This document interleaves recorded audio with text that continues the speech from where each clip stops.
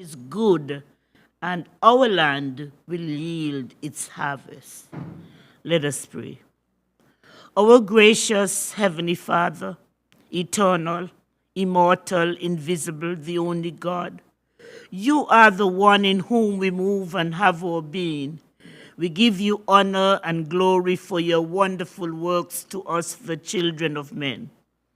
We give you thanks for the gift of life and for being our stronghold and provider. As we are gathered, O Lord, in the Legislative Assembly for the presentation of the budget speech by our Premier, we ask that you would strengthen and empower him.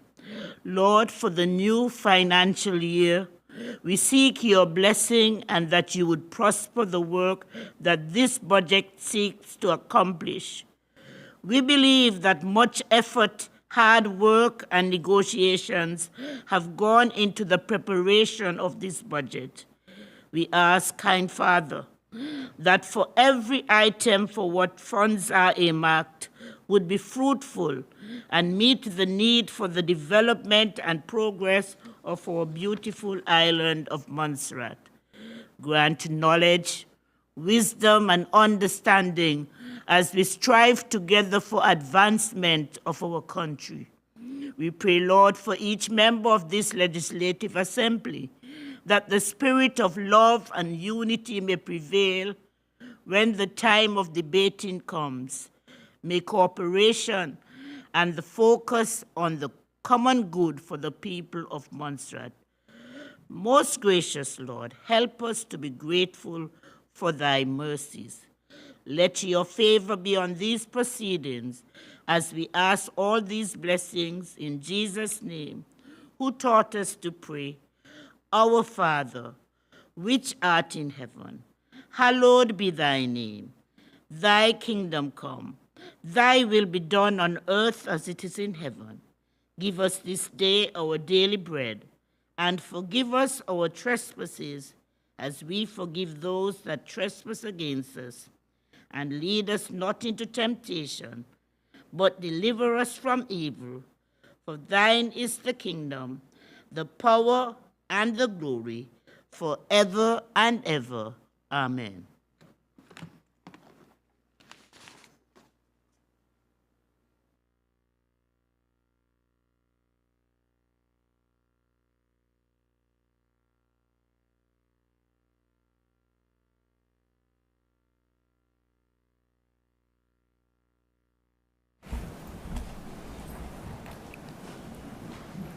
Oaths, confirmation of minutes.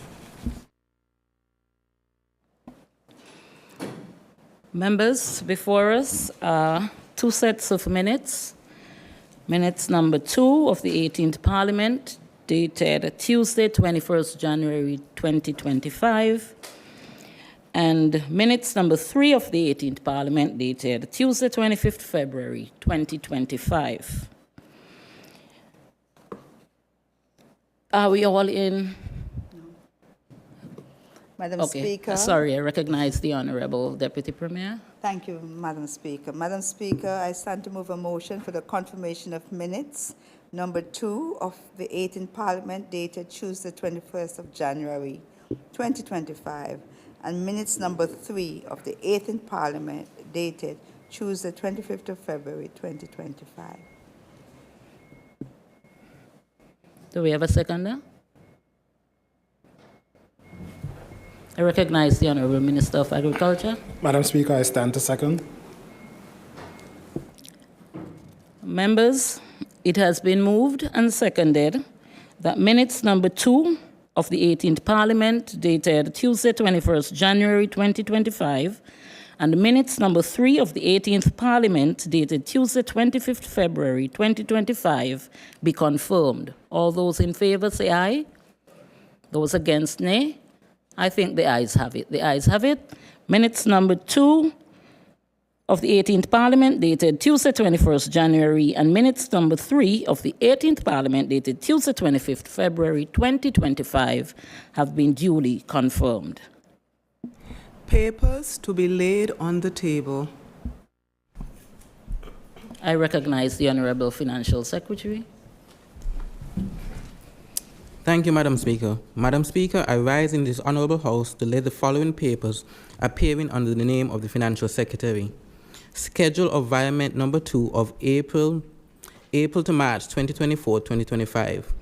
Montserrat Port Authority Financial Statements for the year ended 31st March 2024. Reallocation Warrant Number 2 of 2024-2025. Thank you. Thank you. I recognize the Honourable Attorney General. Thank you, Madam Speaker. Madam Speaker, I rise to lay on the table of this honourable House the following papers appearing under the name of the Attorney General. SRNO number 4 of 2025, Plant Protection, Amendment of Schedules, Regulations. SRNO number 5 of 2025, Police Disciplinary Tribunal Order.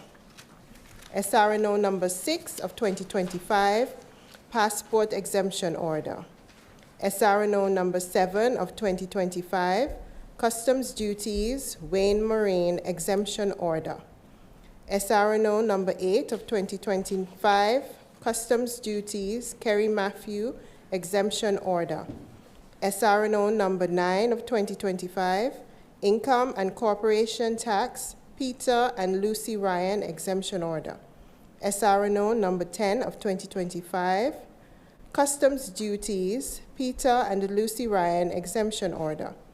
And SRNO number 11 of 2025, Customs Duties, Kenneth Greenaway Exemption Order.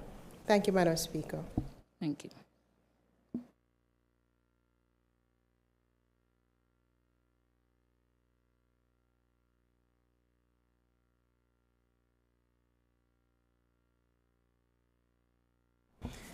Ministerial statements, government notices, unofficial notices, questions, motions. I recognize the Honourable Minister of Finance.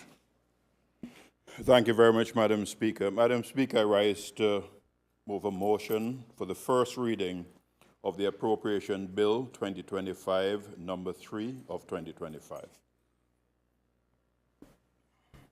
I recognize the Honourable Deputy Premier. Madam Speaker, I rise to second the motion for the introduction of the first reading of the Appropriation Bill 2025, number 3 of 2025. Members, it has been moved and seconded that the Appropriation Bill 2025, number 3 of 2025, be read a first time. All those in favor, say aye. Those against, nay. I think the ayes have it. The ayes have it. The bill will be read a first time. Appropriation Bill 2025, number 3 of 2025. I recognize the Honourable Minister of Finance. Madam Speaker, I rise to make a motion for the Appropriation Bill 2025, number 3 of 2025, for a second reading. This bill is an act to provide for the appropriation of funds from the Consolidated Fund and the Development Fund for the services of the Government of Montserrat for the financial year ending on the 31st day of March 2026. It has 6 sections with the attendant schedule attached.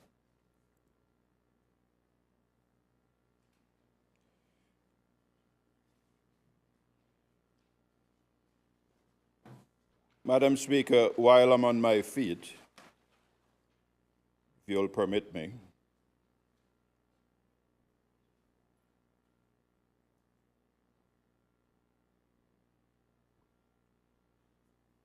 whoops.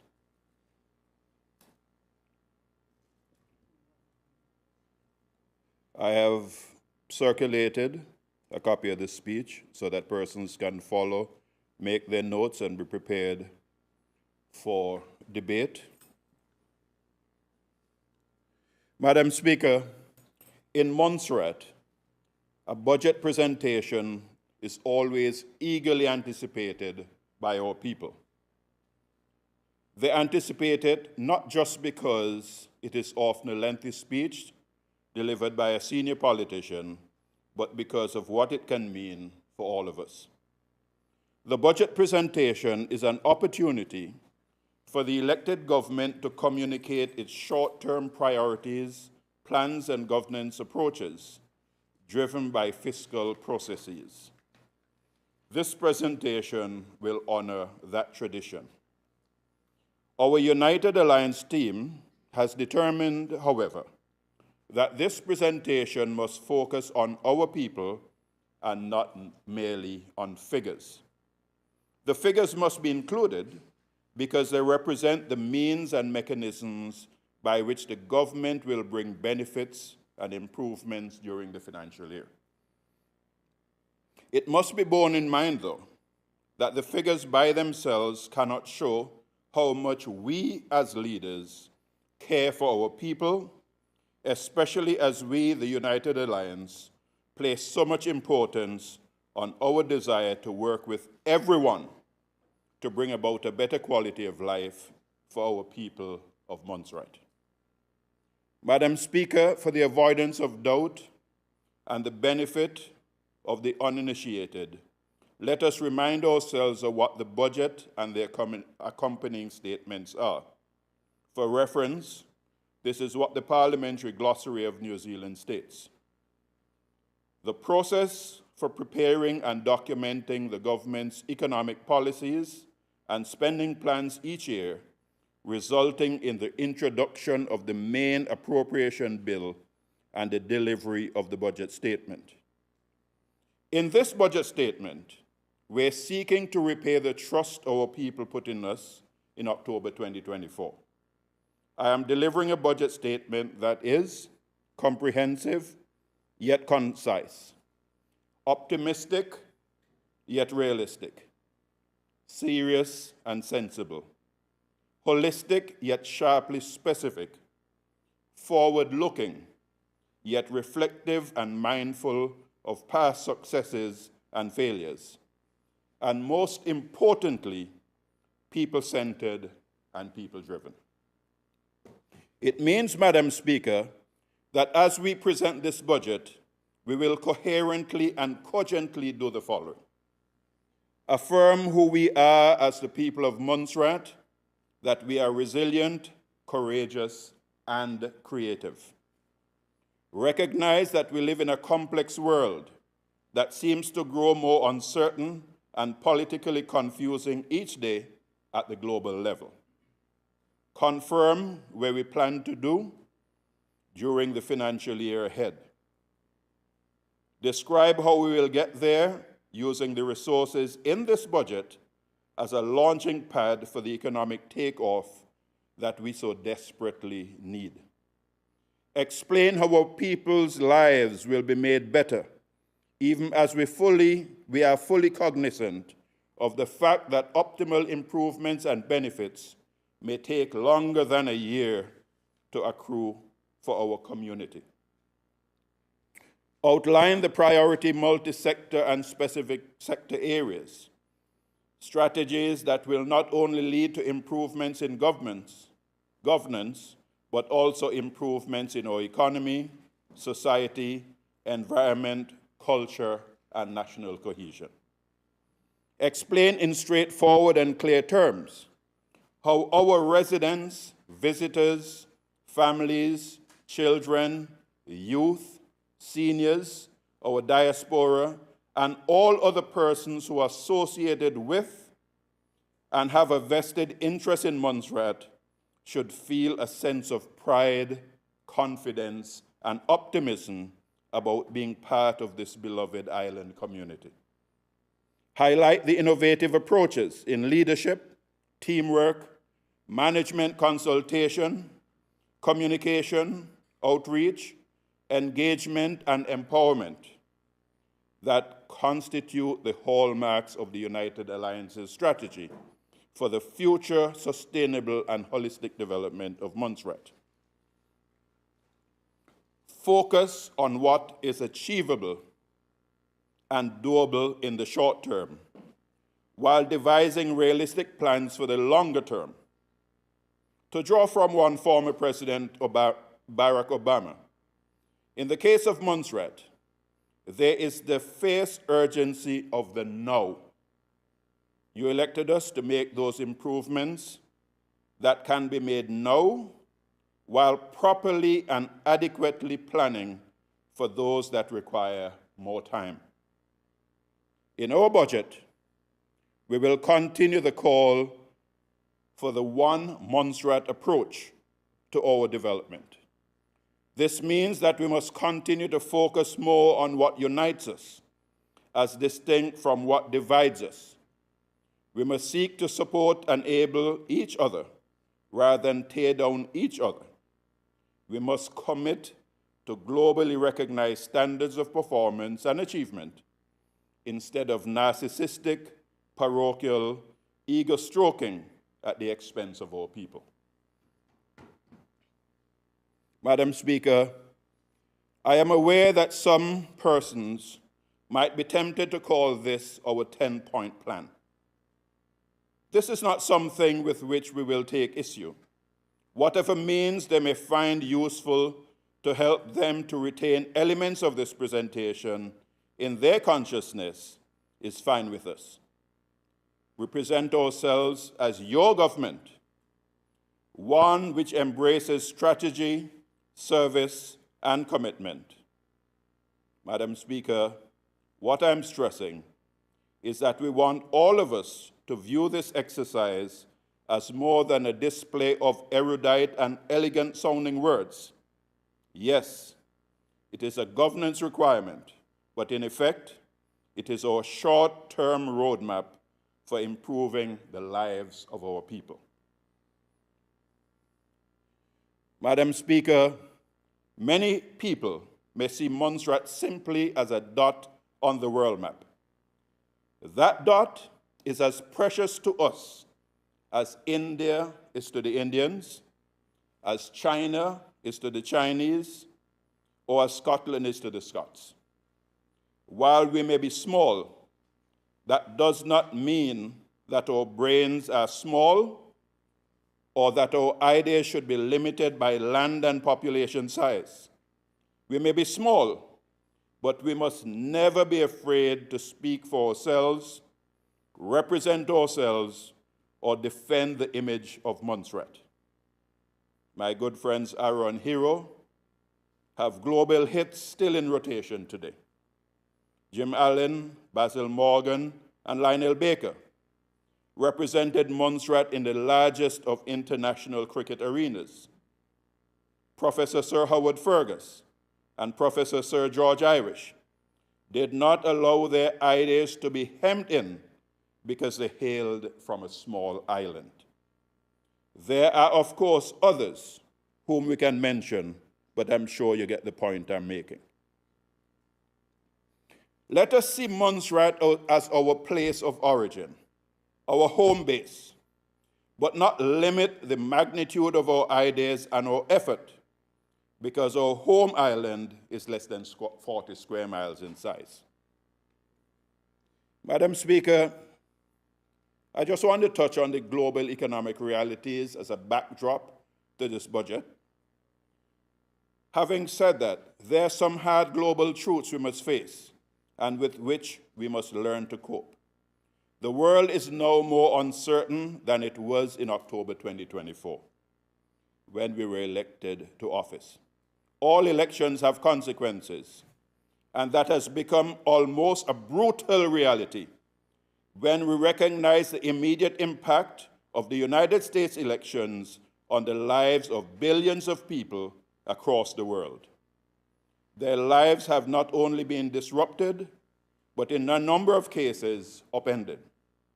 If this trend continues, many countries and small island developing territories like Montserrat will undoubtedly be impacted. And Madam Speaker, I circulated a statement made by the Honourable Prime Minister Mayor Mottley of Barbados, which I trust all members have, and I think this is a useful statement which indicates the impact of what's happening or likely to happen to us as a consequence of what the United States is doing. The United States is a dominant player in the global economy. It began 2025 on a strong footing with global projections ranging from 1.5 to 2.7%, and some forecasts exceeding 3%. However, the unpredictability of the current administration's policies looms large both economically and socially in its potential impacts. Looking ahead, global growth is projected at 2.8% in 2025. While growth has been stabilized, it remains below the pre-pandemic average of 3.2% recorded between 2010 and 2019. Ongoing challenges such as geopolitical conflicts, climate risk, and shifting global trade dynamics continue to present significant obstacles to sustainable growth. External factors like international trade uncertainty and higher global energy prices are also expected to put upward pressure on inflation. To put it simply, these will all drive up the prices and the cost of living. And the statement by the Honourable Prime Minister Mayor Mottley speaks cogently to this issue. Madam Speaker, we are conscious that our reality as a small territory and economy deepens our vulnerability to external shocks. However, we have the capacity to face and cope with these challenges. We are by population the smallest in the OECS, the Eastern Caribbean Currency Union. In CARICOM and among CDB's members, we're the smallest, but our voice can be loudly heard in our own interest. Madam Speaker, our voice was loudly and widely heard at the last CARICOM Heads of Government meeting in Barbados. We are part of a region in which the economic outlook for the Eastern Caribbean Currency Union in 2025 remains positive, with projected growth ranging from 3.5 to 4.5%. This expansion is expected to be fueled by the continued recovery of the sub-region's tourism sector, post-Hurricane Beryl reconstruction efforts, and substantial investments in infrastructure.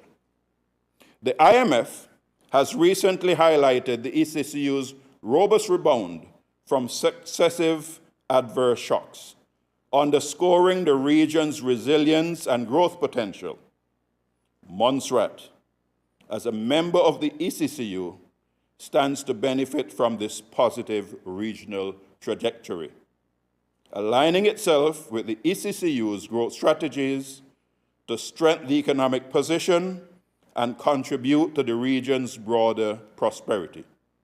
It means that by aligning with regional strategies, Montserrat will not only bolster its economic resilience, but create opportunities to play a more pivotal role in driving broader regional growth and development than in the recent past.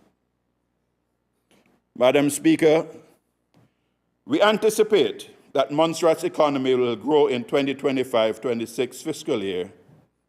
The current projection is 4%. There is, however, a peculiarity in economic terms. Montserrat's economy is principally dominated by the public service, where budgetary assistance accounts for more than 60% of our recurrent revenues. This overdependence undermines our fiscal self-reliance. With the prospect of Montserrat's graduation from guaranteed official development assistance from the United Kingdom in 2026, despite the UK's commitment to support our island going forward, it is imperative that we consider our One Montserrat project and propel our island forward, revitalize our private sector, and make greater strides towards fiscal sustainability by laying the foundation with budgets such as this one. Madam Speaker, The reason why I took the time to refer to those global, regional, and local realities is because sometimes, if you peruse social media, some would have us believe that Montserrat exists in a vacuum and insulated from the rest of the world simply because we are such a tranquil place.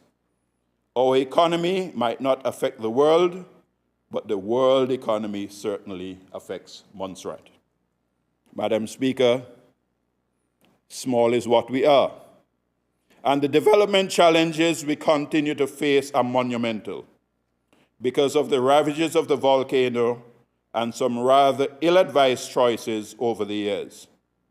Madam Speaker, the people of Montserrat gave the United Alliance a clear mandate in October 2024 because they understood where we were then, and our people knew that despite our harsh and in some ways limiting realities, Montserrat needed a new political team at the helm. The people of Montserrat decided that they needed a team with a clear vision for Montserrat and the political fortitude to achieve it. The intention to identify and implement solutions to alleviate hardships, clear, proactive, and pragmatic strategies for growth and development, specific plans for specific problems, a commitment to consultation, a team approach to political management, strong skills in governance, diplomacy, and advocacy, undisputed leadership that could hold its own at any negotiating table without fear, and the capacity to innovate and inspire our people with hope. Madam Speaker, I will now illustrate why the people made the correct choice in October 2024. I hasten to add that we have not completely solved all our problems in 6 months. It would be foolish to expect that. What I hasten to say is the following. You got a government that the governor worked with on the basis of mutual respect for each other's roles. We successfully negotiated to bring down the price of fuels. The electricity situation has been stabilized. Air access for St. Patrick's Week was markedly improved with the reintroduction of Twin Otter flights. And as many of you would have heard, we have gotten a guarantee for these Twin Otter flights to continue by Winair and SVG, the latter of whom has committed to acquiring a Twin Otter aircraft to meet this commitment. We ensured that certain fruits such as citrus was once again available in Montserrat. We returned What's on Your Mind to the airwaves. In doing so, ensuring our people have a voice, whether to support or criticize government, thereby strengthening the democratic process. We have held and continue to hold town hall meetings after the election. We have told you straight in terms of exactly where we are with each major project and with each major government decision. Madam Speaker, our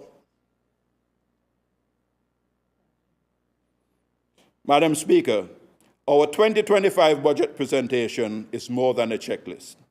It describes and explains the intricate interconnections between the various challenges that will lead to the desired outputs and outcomes that we intend to achieve. I remind everyone that this presentation comes against a backdrop of a strategic direction and strategic framework that the United Alliance presented to the people before the recent general elections. Madam Speaker, I will now present a synopsis of the 2025 budget in figures. The total estimated recurrent expenditure is $175.9 million. Total estimated capital, $135.9 million. The total capital and recurrent expenditure is therefore $311.8 million. The estimates for 2025 represent an increase of almost $20 million over 2024.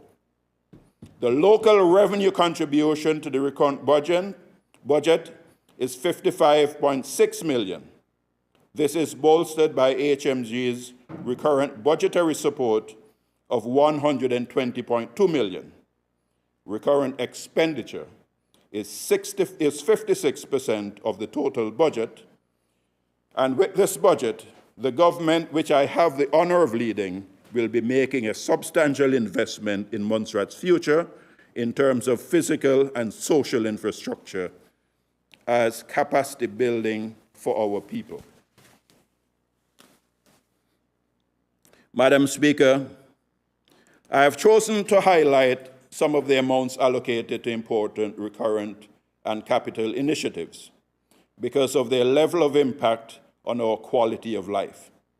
However, I will not attempt to enunciate the tables of estimates for the budget in this address. When the budget is approved, those tables will be properly dispatched to all concerned who want to have a look at them, and all legislators already have a copy of those. Madam Speaker, we are committed to attracting both foreign direct and local investment to drive economic growth. This presentation is also a call to our diaspora to unite and invest in key sectors that show significant growth potential, such as agriculture, real estate, tourism, renewable energy, infrastructure development, financial services, and the digital economy, among others.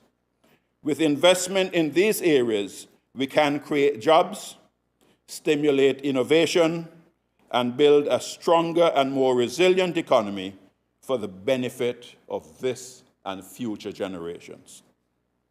In agriculture, there are major opportunities, especially in the area of local food production.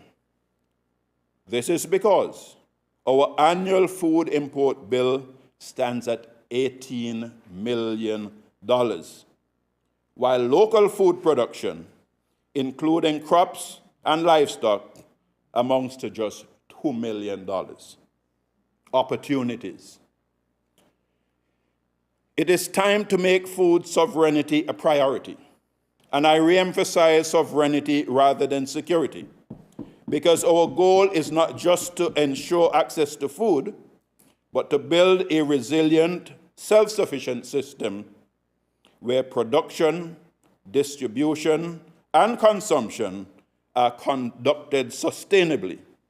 As a result, we'll be able to reduce our dependence on imports and strengthen our local agricultural industry. At the same time, creating more secure, sustainable, and a more prosperous future for Montserrat. Madam Speaker, this government will continue to develop policies for agricultural growth, improve access to agricultural arable farmlands and agricultural infrastructure, implement better pest and livestock control measures, boost local production through irrigation and access to water, promote sustainable farming through new technologies, and invest in youth and community engagement to encourage participation in farming. These efforts will not only build resilience against global supply chain disruptions, they will also create a healthier, more sustainable food system, thereby ensuring that Montserrat's future in both food is both food secure and economically self-resilient. Madam Speaker, a healthy nation is a wealthy nation. Madam Speaker, we extend our sincere gratitude to the ECCB for its pledge $2.1 million to support our agricultural sector. This investment will play a vital role in strengthening food security, enhancing productivity, and driving sustainable growth in the industry. Madam Speaker, the government is also committed to fostering new synergies between agriculture and tourism, as this collaboration creates mutual benefits for both sectors while boosting employment opportunities. Tourism remains a cornerstone of our economy, and we have seen a steady recovery in the post-pandemic era. The return of stopover visitors and the resurgence of cruise ships and cruise ship arrivals have provided a significant economic boost. We will continue to support the Montserrat Tourism Authority in promoting the island as a unique travel destination with a focus on our rich heritage, natural beauty, ecotourism opportunities, the transformative volcano experience, and our very safe environment. This strategic approach will help us to attract more visitors and strengthen the island's economic resilience. Madam Speaker, as we speak, a representative group from the Tourism Authority are representing Montserrat at Sea Trade 2025. Madam Speaker, with these opportunities for our enhanced tourism potential, our vision must include additional accommodation for our visitors. We face a significant shortage of hotel accommodation, limiting our ability to host a growing number of tourists and making it increasingly challenging to secure lodging, especially during peak travel seasons. To address this pressing issue, your government is exploring the feasibility of developing a hotel in the Little Bay area with a capacity of approximately 120 rooms, as well as engaging with investors to explore other possibilities in that field. The aim is to enhance our accommodation infrastructure, meet growing demand, and further boost our tourism sector. Madam Speaker, there are other factors which must be considered to boost the tourism sector. The government has already taken proactive steps to address access challenges, making it easier for both people and goods to move in and out of Montserrat. These efforts are designed to attract more visitors and strengthen business connections with neighboring islands. We will continue to explore medium and long-term improvements to both air and sea access, ensuring they support the sustainable growth of our economy and enhance our connectivity on a regional scale. As part of our growth trust, the necessary infrastructure must be in place to attract and retain our population. In that regard, this government remains committed to expanding and improving the island's housing stock. Ongoing discussions with contractors are centered on the construction of 2- and 3-bedroom units, tailored to meet the needs of single working individuals and returning nationals. This initiative aims to provide affordable, high-quality housing while supporting community development and social stability. Madam Speaker, Montserrat continues to grapple with a persistently high cost of living, a challenge that may be further exacerbated by the ripple effects of geopolitical tensions. In short, tariffs and levies. Our heavy reliance on imports, geopolitical constraints, and small population are key contributing factors. Additionally, high energy costs, driven largely by our dependence on imported diesel, place an additional burden on households and businesses. These pressing realities call for decisive and strategic action from your government to mitigate economic pressures and build a more resilient future. Madam Speaker, to meet the challenges and address some of these issues, This government will seek to implement targeted fiscal relief initiatives designed to ease financial burdens on our people while fostering economic growth. Key measures will include construction support, import tax relief, and the reintroduction of a tax-free child allowance. We will seek to lower tariffs on essential building materials, making home ownership and development more accessible. We will seek to reinstate a tax-free child allowance to provide relief for working parents. We will seek to adjust customs duties and consumption tax by reducing the freight component used to calculate the customs value. This adjustment will directly lower the cost of imported goods, making essential items more affordable for consumers and businesses alike. Madam Speaker, this government will continue the renewable energy thrust, ensuring a more stable and affordable future for all residents. By investing in solar PV and geothermal power, we will reduce our reliance on imported diesel, which is vulnerable to global price fluctuations and drives up the cost of living. This shift will stabilize electricity prices, lower household and business expenses, and help to control inflation. Madam Speaker, your government will implement these initiatives responsibly to ensure long-term economic stability, energy security, and a better quality of life for all our people. We are committed to harnessing Montserrat's natural resources to build a resilient, self-sufficient, and prosperous little Montserrat.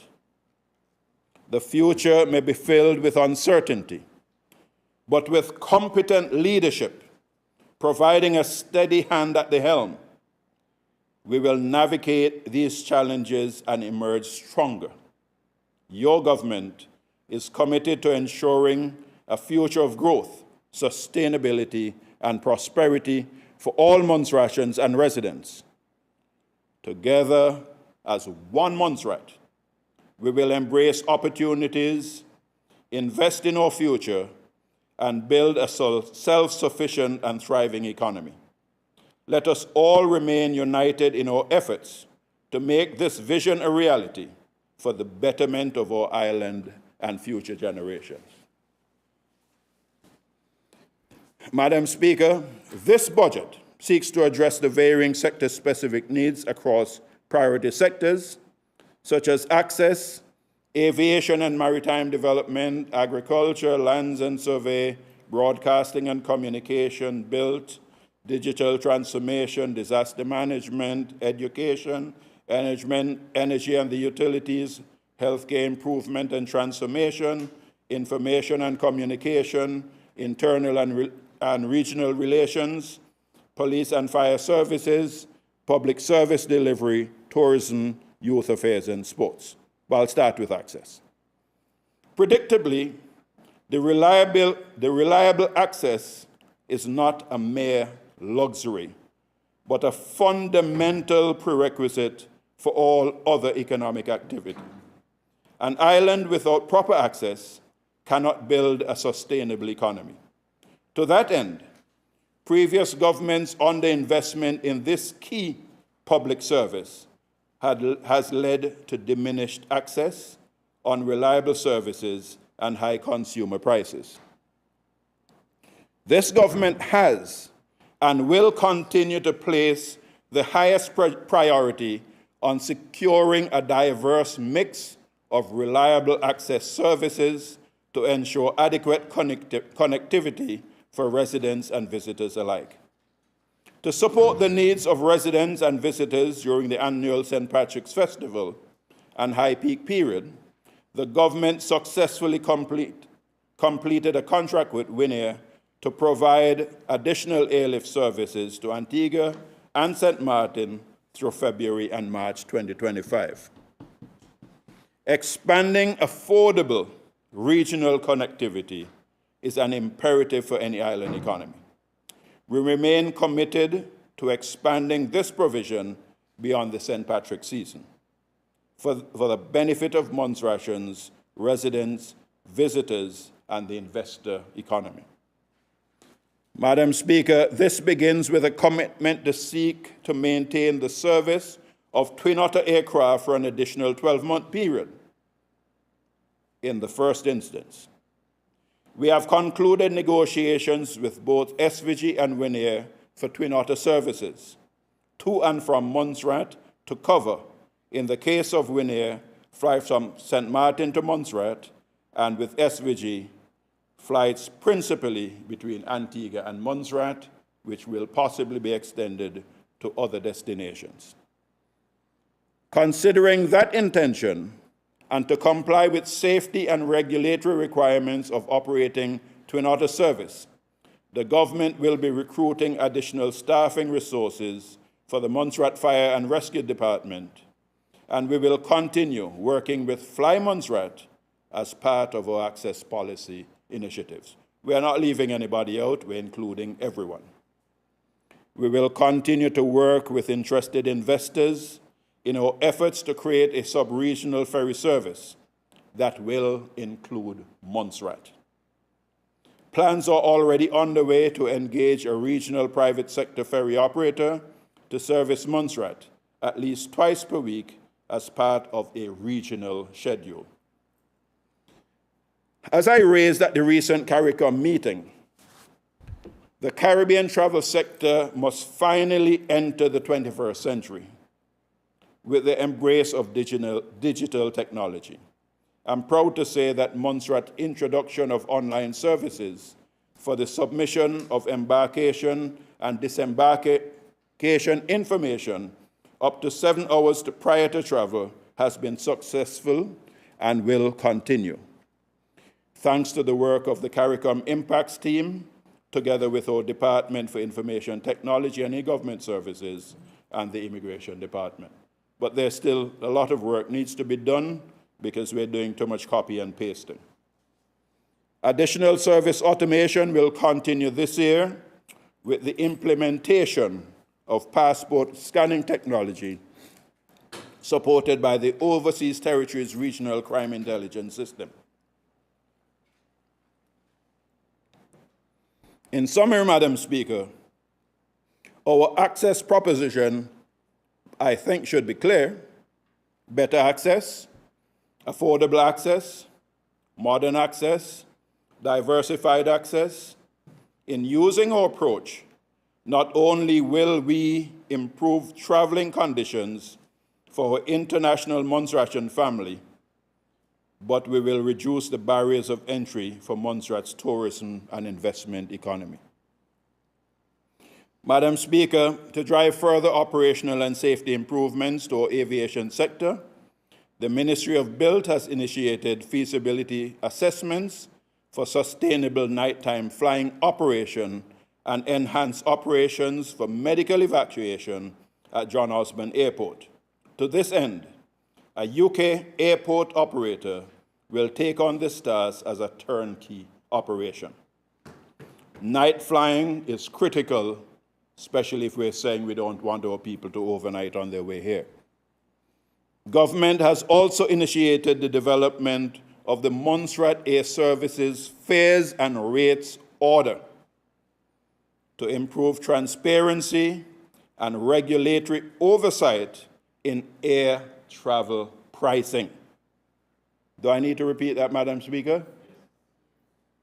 Government has also initiated the development of the Montserrat Air Services Fares and Rates Order to improve transparency and regulatory oversight in air travel pricing.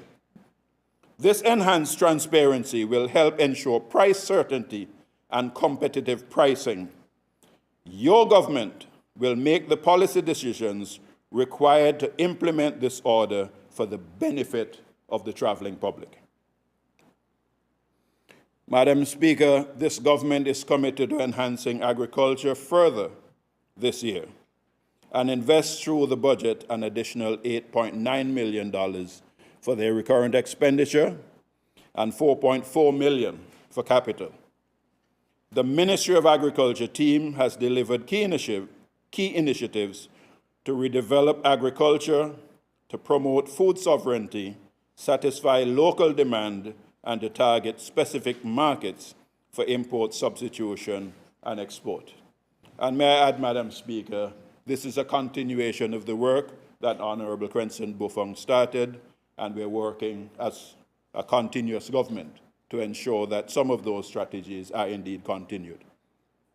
Through this budget, we will continue to invest in our agricultural programs, including signing up to the Blue Belt Initiative to provide access to resources to strengthen Montserrat's maritime management framework, improving the production of locally grown meat through the use of artificial insemination, thus improving the genetic stock of goats, sheep, and pigs. Not all of us eat pigs, but it's one of the major meats. Providing targeted support to selected farmers with a view to doubling agricultural output in this fiscal year. This will be achieved not only by opening new agricultural lands, but also by the introduction of greenhouse and other modern technologies. Madam Speaker, resources have been allocated in the budget to enable significant work in each of the identified areas as follows. 1 million for agricultural development. Again, this is a goal of doubling our agricultural output in selected crops, livestock, and fisheries. 1 million in very low interest loans available to our farmers for agricultural development to supplement the Ministry of Agriculture's effort to double our output in selected crops, livestock, and fisheries. This is part and will be part of a revolving fund to replenish via repayments each year. This is not a one-off gesture, but a commitment to our local farmers and fisherfolk. Shade housing to include hydroponics will also be funded. We are thankful to CARICOM for their kind donation of 3 large shade houses. This is part of the thrust to increase food security. We will be introducing shade houses and hydroponic farming in the primary schools and replace or repair the shade house at the MSS. We must be a driving force in making agricultural production a cultural phenomenon where we produce and consume healthy food that is grown locally. In order to develop the microenterprise sector, we're providing 1 million to fund low-interest loans, where each loan will be up to a maximum of $50,000. This will be a revolving fund again to be replenished by repayments each year. And again, Madam Speaker, this is not just a one-off gesture, but a multi-year commitment by this government. Regarding the activities to be undertaken by Lands and Survey Department, Madam Speaker, that department will continue to maximize the use of our finite lands, as this is a key component to our sustainability and economic development. The department has successfully supported a range of infrastructure development projects, including the new National Hospital project. Madam Speaker, I'm proud to inform this Honourable House that over the course of the next budget period, the department will implement the Global Navigation Satellite System, and this will significantly enhance geospatial data collection, improving surveying accuracy, and national infrastructure projects and investment opportunities of the future. Staff training is to be incorporated in this system and will be rolled out shortly. Alongside GPS, there will be continued modernization of cadastral and topographical mapping through advanced geospatial technologies and drone-assisted surveys. Madam Speaker, we must for the future sustainable development of our island, revisit and update the physical development plan and the master plan for Little Bay and the north of Montserrat. This has been left to drift for far too long, with ad hoc development and piecemeal progress. This government will deliver a blueprint for sustainable, inclusive, and resilient growth, fostering economic stability, environmental stewardship, and social harmony. This is an imperative that we must and will pursue, and we have the local expertise here in Montserrat to do it. Madam Speaker, Montserrat's environment is our gift, and it is our responsibility to maintain it. It is also the patrimony we leave for the generations of the future. From the Center Hills to Little Bay, from Plymouth to Long Ground, our green and blue economies will be central to Montserrat's future development and conservation. Over the next year, this government will introduce a broad slate of environmental improvement programs. Montserrat is not immune to the unfortunate global trend of coral reef degradation.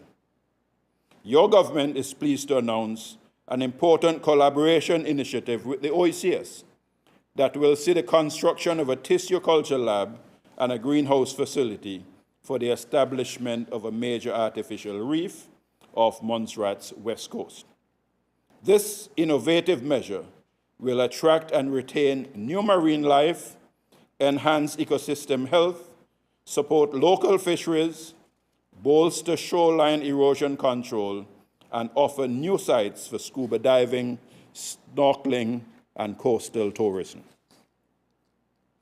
Madam Speaker, housing for current, returning, and new residents is a critical enabler to ensuring quality of life and growth in residential numbers.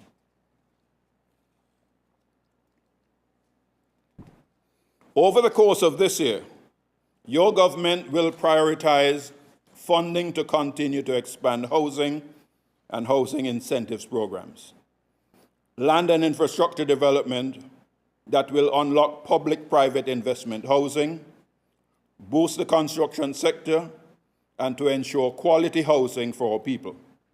We will also be introducing new low-cost housing systems to ensure our low-income earners can afford to own a house.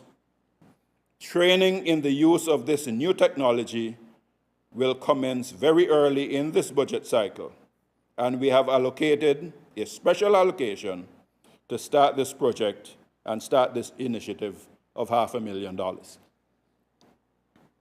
Many houses which we have visited during our election campaign, and some that have been abandoned require modest sums to get them up to a suitable standard.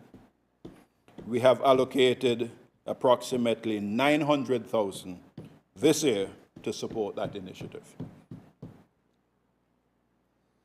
Madam Speaker, we will be modernizing our housing information management system to enable digital routes for housing assistance applications, data management, and analytics to inform policy interventions. In coordination with the work of the Housing Unit, the Montserrat Land Development Authority continues to support social housing management and the implementation of capital improvement projects. Further investment is needed in our social housing portfolio, and this government is committed to doing all it can to ensure this investment is made during the coming year and beyond.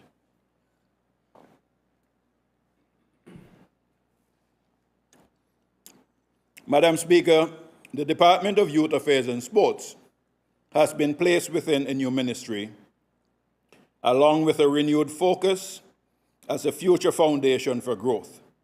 Sadly, Madam Speaker, young people are too often left behind by an education system that failed to meet their needs or aspirations. The government sees great potential in these young people who deserve a second chance to succeed. we will launch the Second Opportunity Education Program to increase the number of young people on island achieving at least the minimum academic requirements for employment in the public and private sectors. Madam Speaker, sport is foundational to our overall national health, well-being, and economy. We will invest and seek partnership investment in sporting infrastructure and development, including motorsport facilities, a 400-meter weather-resistant athletics track, tennis and netball court facilities, and this investment will help prepare our sportsmen and sportswomen to perform at their best for national, regional, and international competitions. The alignment of Youth Affairs and Sports Department within the ministry signals the commencement of the internal restructuring to allow for better achievement of our goals and objectives. Madam Speaker, we will be rehabilitating the multipurpose sports facility in Little Bay to the tune of $500,000. We have also allocated $490,000 to facilitate the development of a motor racing track. We will be installing floodlights at the sporting facilities in Little Bay and Salem.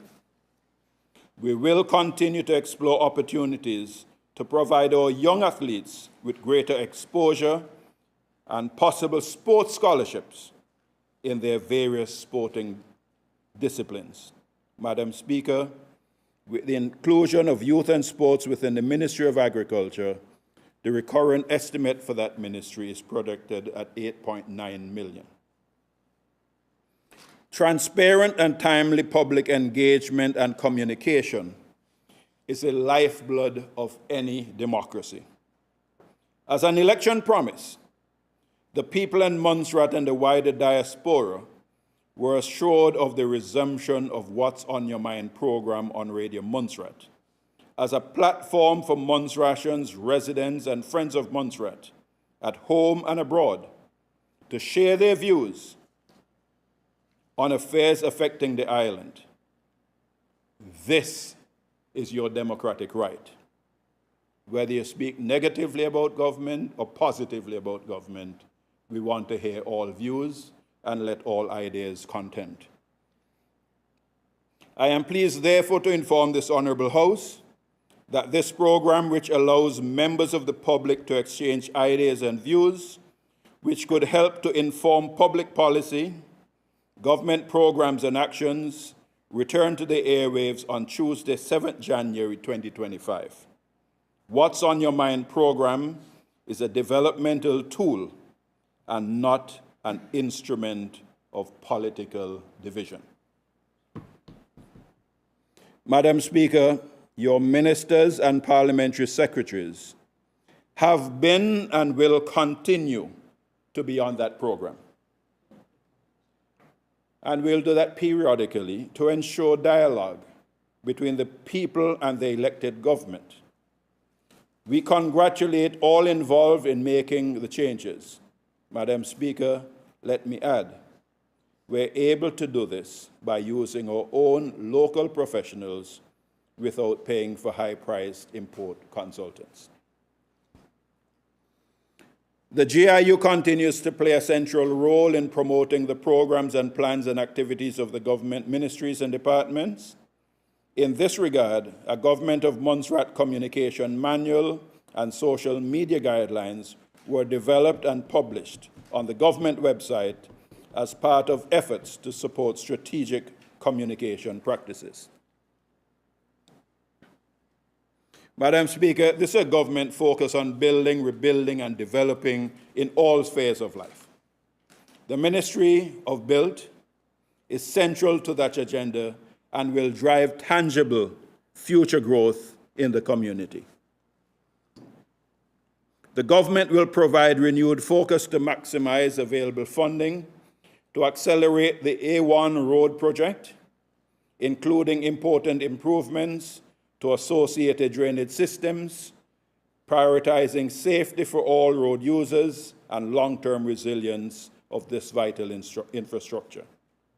Madam Speaker, when we speak of critically important infrastructure, Montserrat has waited too long to see the realization of a hoped-for new port in Little Bay. Despite initial progress, this government inherited a project with a range of implementation challenges, including unresolved claims, equipment breakdowns, adverse weather impacts, resource shortages, and the list goes on. Let me be clear, Madam Speaker. The successful delivery and commissioning of this critical initiative, funded by UK CIF and the European Union, remains a top priority for this government. We are actively working on resolving key actions with enhanced governance to ensure that this project delivers the myriad benefits sought. Madam Speaker, this government is committed to the meaningful development of our human capital and the improvement of livelihoods for working people. Montserrat's economic future is dependent on the development, training, and retention of our young people. The HYPE apprenticeship program has already been expanded, providing increased access to vocational training and technical skills development. Your government will further expand this program and integrate it more fully within key government departments, including built, mechanical services, energy departments, and the private sector. Alongside training and development, BUILT will ensure that public sector projects maximize local employment and skills development opportunities for our people. Roadworks, utilities, mechanical services, energy, and digital projects will be targeted for such opportunities. Madam Speaker, the Department of Labor will facilitate a program whereby persons who have been resident in Montserrat for a period in excess of 3 years will have their outstanding work permit fees waived. However, they must apply and pay for the current year's work permit, after which they would be exempt from future work permits. Madam Speaker, Montserrat's rich resources present major opportunities for a renewable energy revolution in this country. Over the last year, the government has continued to see the benefits of our solar PV expansion project with reduced reliance on fossil fuels and improved energy security. Our geothermal wellheads, which had been neglected for several years, will be rejuvenated, thereby improving readiness for future investment and energy extraction. Our water supply and its resilience are being improved through the initiation of spring and pipeline rehabilitation projects as part of a utilities project. This government will prioritize investment in our energy and utilities sector, addressing near-term issues in the graded infrastructure and new future-proofing projects. Madam Speaker, this will further expand our renewable energy base. An ambitious but realistic project proposal, and again, project proposal, for the expansion of our 1 megawatt solar capacity by a further 2 megawatt has already been developed in partnership between BUILT and MUL. The project, estimated in the region of $15 million, will seek to harness enough energy for Montserrat's readily available sunshine to provide for existing baseload, significantly reducing our reliance on diesel generation technology. Madam Speaker, this may not be funded by HMG, but we'll go out and find investors.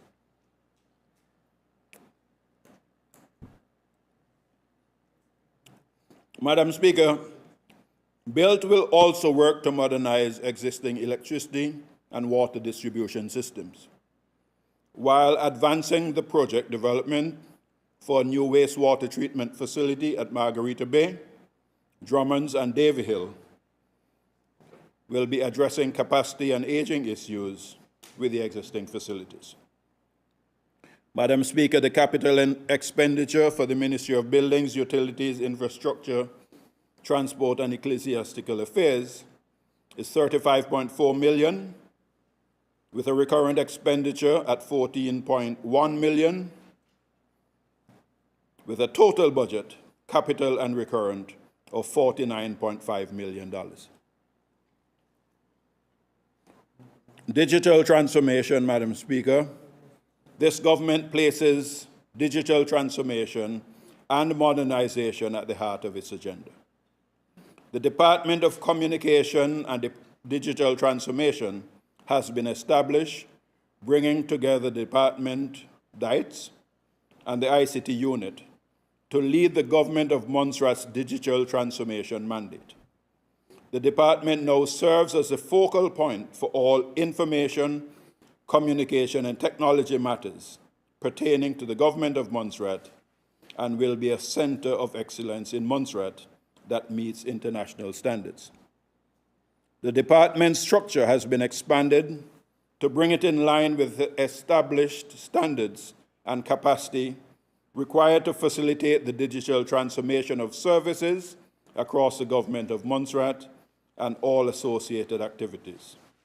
These include delivering infrastructure and technology services, software development and application support, ICT policies, and very importantly, cybersecurity. Madam Speaker, the DMCA has distinguished itself in service not only to Montserrat, but also to the Caribbean region for many years. The government will work with the governor and deputy governor to ensure all the policies, strategies, and equipment and supplies that are critical for continued readiness and response capacity when required are in place. Madam Speaker, there is a nexus between the work of the DMCA and the MVO.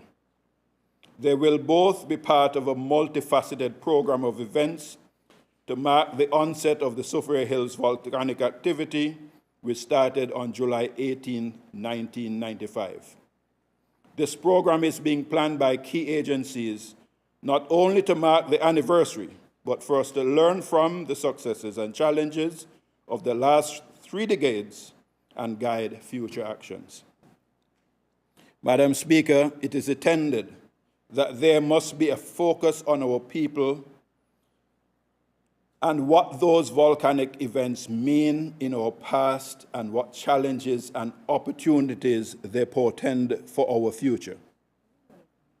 Coincidentally, I was Chief Minister on July 18, 1995.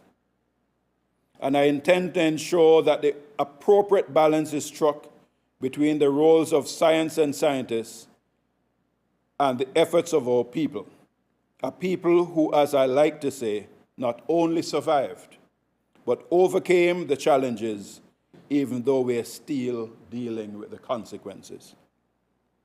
There will be a program of activities which will bring together here on island a large number of persons who over the years have been associated with our volcano monitoring, and we must continue to exploit the economic benefits of our volcano.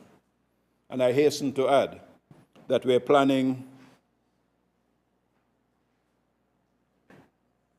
to get the geothermal wells in operation at least 2 weeks before that program so that we can do some work with our friends from Oxford Institute. Madam Speaker, our physical school facilities receive some long-awaited attention. The renovation of Block A at the Braids Primary School was completed. Construction repairs have begun on Block B, and these repairs will correct and have corrected the deteriorated roofs and the inoperable windows, allowing students and teachers to function in a safe and comfortable environment. At the secondary school campus, Block M was completed after some years of delay, restoring lost capacity of 6 classrooms and remedying their condition for safe and usable operations. The work is well advanced for the completion of Block L, for the desperately needed chemistry and biology labs.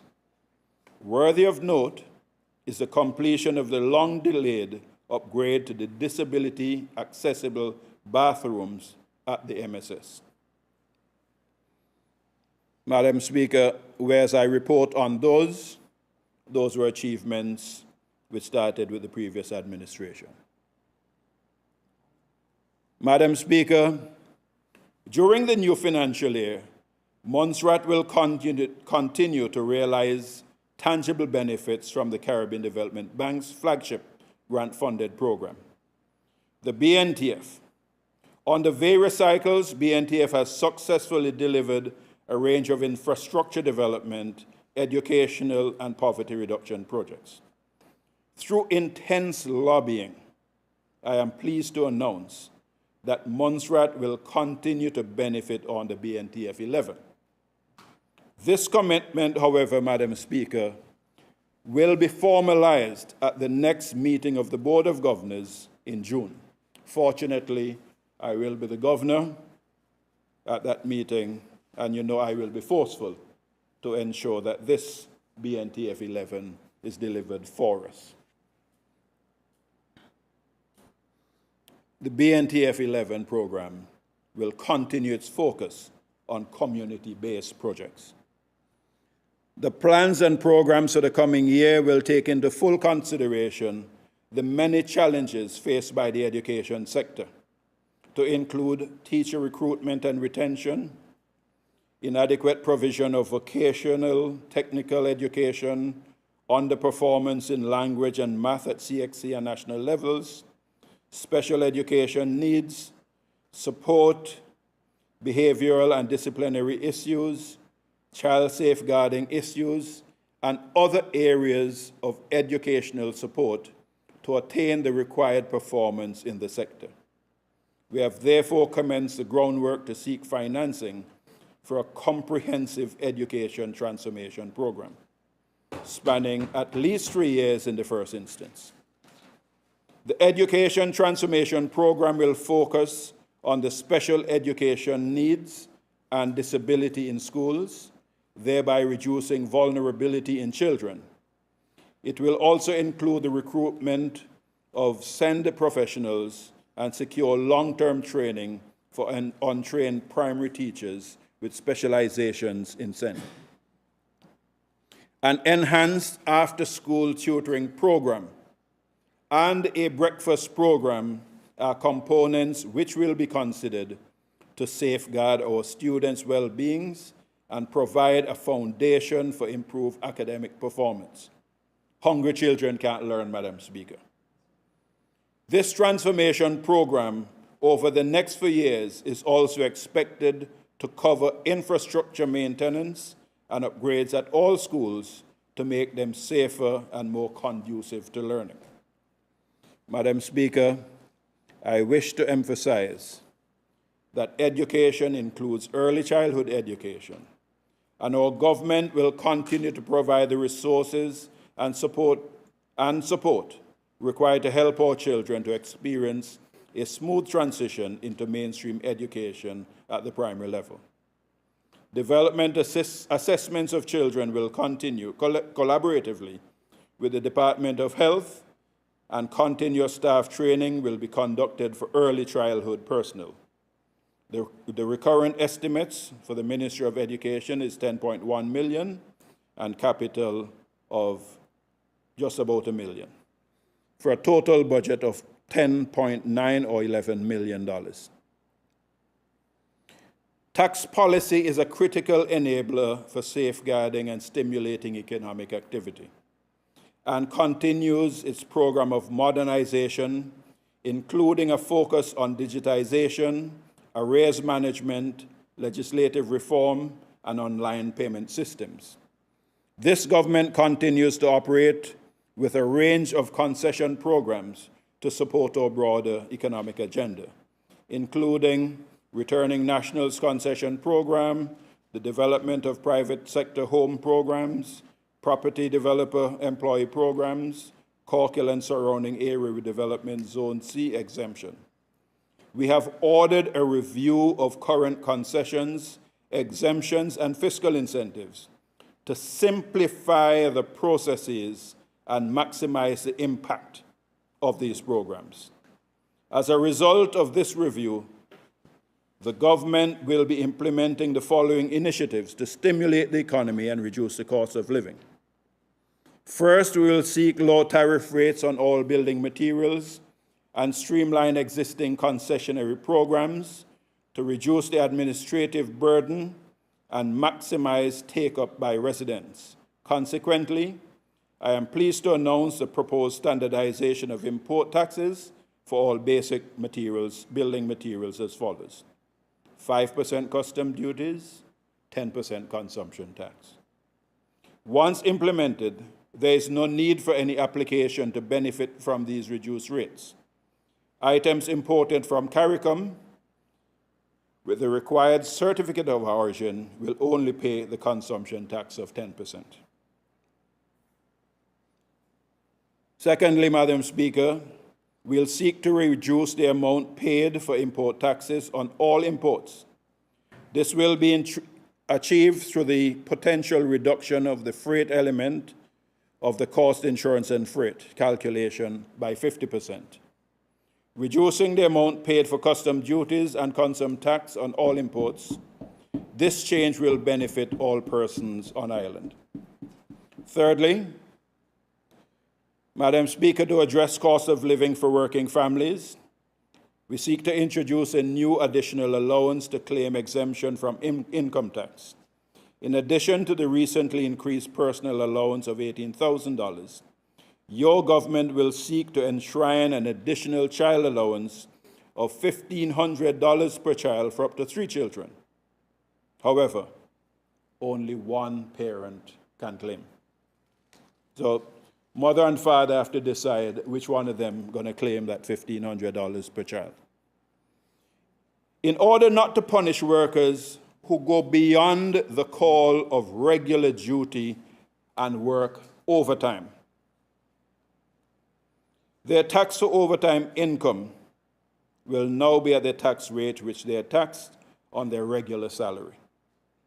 To clarify, Madam Speaker, as existed previously, all overtime income was taxed at 30%. Going forward, if a worker is normally taxed at the rate of 10%, their overtime will now be taxed at 10%, and so on. This means productive, hard-working members of the community will have more money in their pockets, more disposable income. Madam Speaker, the health and well-being of our people is foundational to our society and economy. Yet it has been almost 30 years since Montserrat has boasted a modern fit-for-purpose hospital facility. I can confirm that this government will deliver not only the construction, equipping, and commissioning of a new hospital, but an improved and adequate healthcare system fit for the 21st century. Over the course of the year, the Ministry of Health, supported by the Ministry of Finance, has effectively utilized CIPREG funding to deliver major enabling works for the hospital project. Throughout the last year, there has also been significant investment in the installation of major diagnostic and life safety critical equipment, including the CT and mammography scanners, as well as new neonatal transport incubator and ventilator, and crash cart defibrillators. Madam Speaker, I am pleased to inform the Honourable House that the government of Montserrat has successfully completed the procurement process for the contractor of the main hospital construction.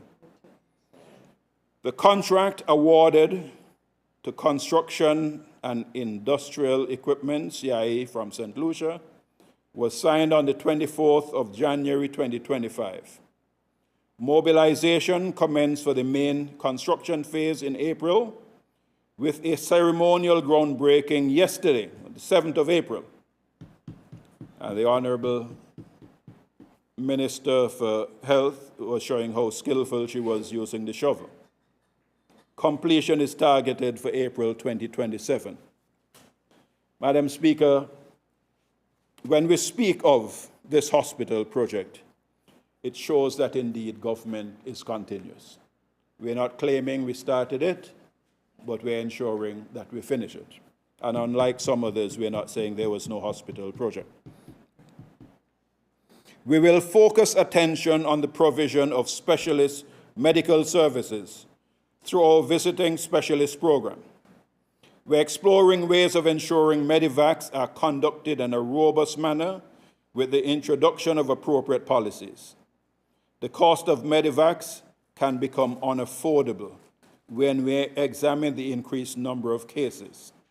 We're exploring different options of not only reducing the cost, but also ensuring greater speed of service delivery.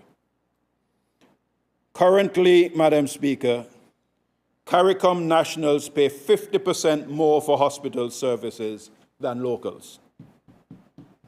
Once we have completed the policy documents, all Caribbean nationals will be treated the same as locals, provided they have been resident on island for at least 3 years. However, all children will be given equal treatment irrespective of how long they have been on island. We have to safeguard our children. Their children and our children are our children.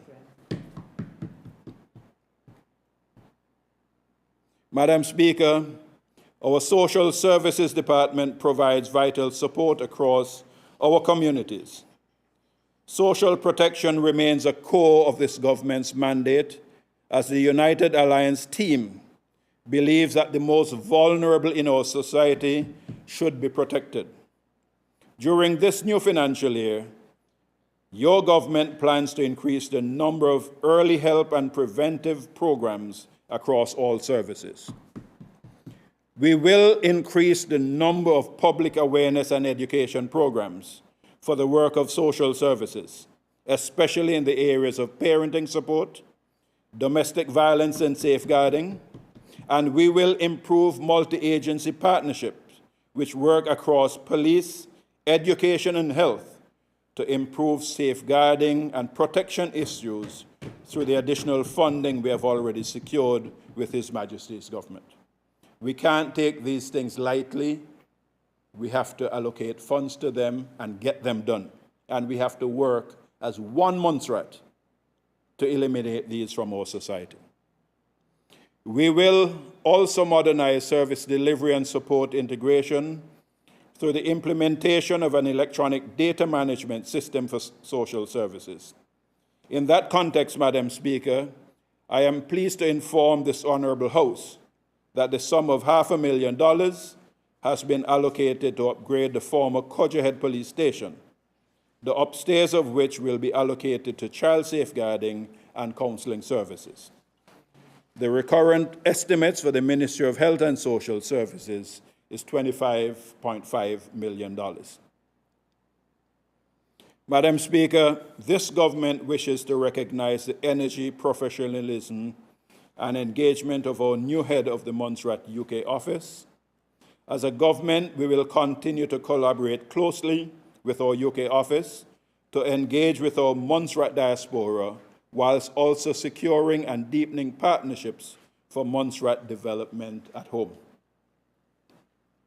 The Regional Affairs Unit within the Office of the Premier has worked hard to rationalize our engagement with regional and international bodies. When it comes to CARICOM, this government will continue to lobby for greater access and collaboration for the benefit of Montserrat. What I mean by this, Madam Speaker, sometimes CARICOM gets funding for projects and Montserrat is excluded. We're arguing vehemently that we are a full member of CARICOM, and therefore anything coming to CARICOM, we should be able to benefit. This year, your government will sponsor a review of Montserrat's status with CARICOM Single Market and Economy, with the aim of completing the requisite documentation to become a signatory of the revised Treaty of Tragaramas, to fully participate in the CSME. we will continue to engage with the OECS Commission to leverage additional support for our people. Madam Speaker, alongside normal operations, the Royal Montserrat Police and Fire Service have delivered a range of improvements over the last fiscal year, including the re-establishment of neighborhood policing and the primary policing model with allocated beat officers to every community.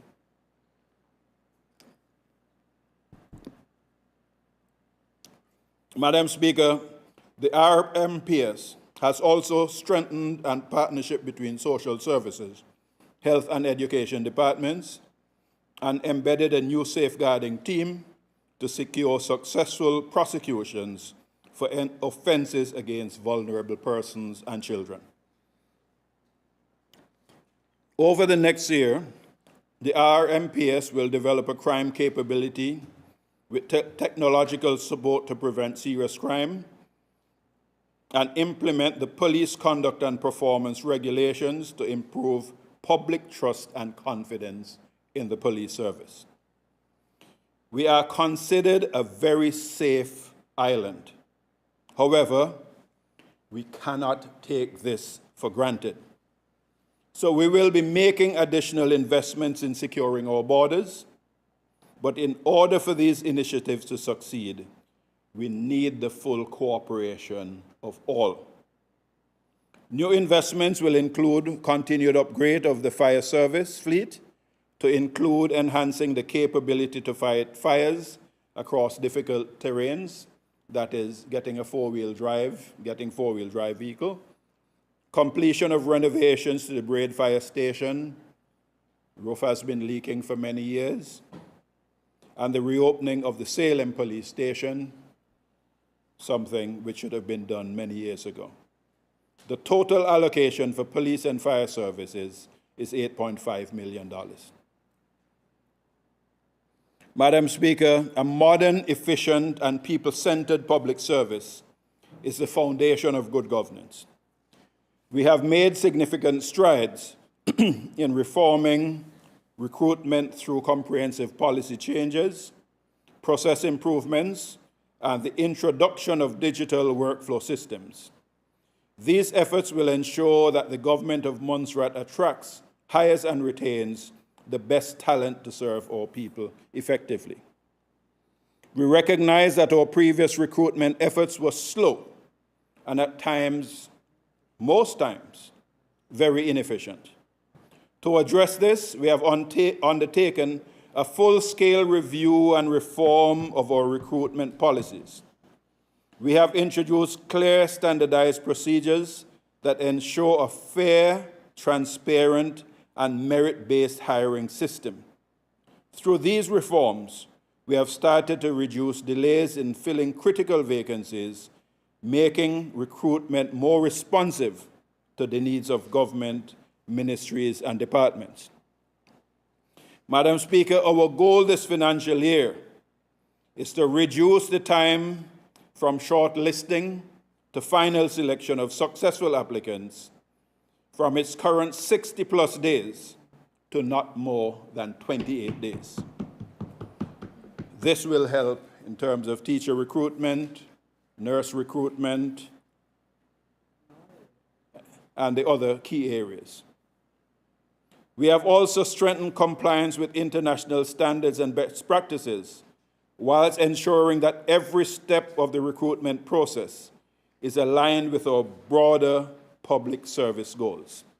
Additionally, Madam Speaker, we have introduced targeted recruitment strategies to attract professionals in key sectors such as healthcare, safeguarding, and other specialized areas. Piloting in the Ministry of Built, a broader rollout of the workflow module is planned across government agencies in the coming months. So we have started in Built, and later on we'll broaden it to the other government departments and ministries. Madam Speaker, this government recognizes that our people are our greatest asset. This is why we have expanded initiatives aimed at nurturing and developing our local talent, And